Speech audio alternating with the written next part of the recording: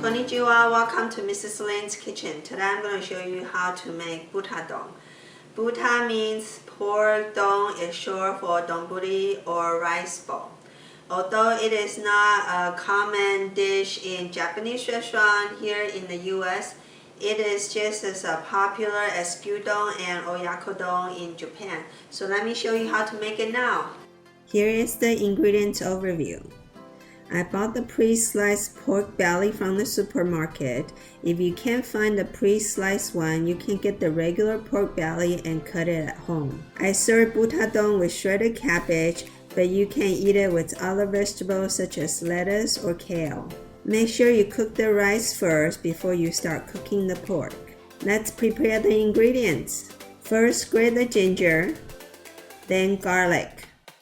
Next, rinse and thinly slice the cabbage. Thinly slice half of the onion. You can adjust the amount of onion depending on your liking. Cut the sliced pork belly into fourths. Next, we will marinate the pork belly. In a mixing bowl, add the pork belly, half teaspoon of grated ginger, half teaspoon of grated garlic, 1.5 tablespoon of soy sauce, 1 teaspoon of sugar, 2 teaspoons of mirin, and 2 teaspoons of sake. Mix everything together and let it sit for about 10 to 15 minutes. After 10 to 15 minutes, the pork belly is ready to be cooked. In a pan, add 1.5 tablespoons of cooking oil.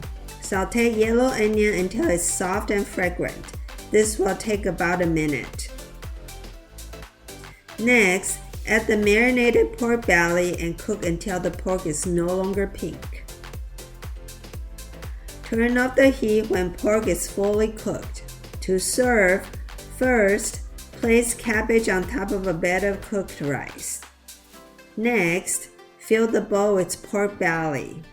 This is optional, but I find adding finely chopped green onion and sprinkle some Japanese 7-flavor chili pepper will greatly enhance the flavor of butadong. Your butadong is now ready to be served. Enjoy! So here is my butadong. It is quick and easy and it's perfect for a busy weeknight.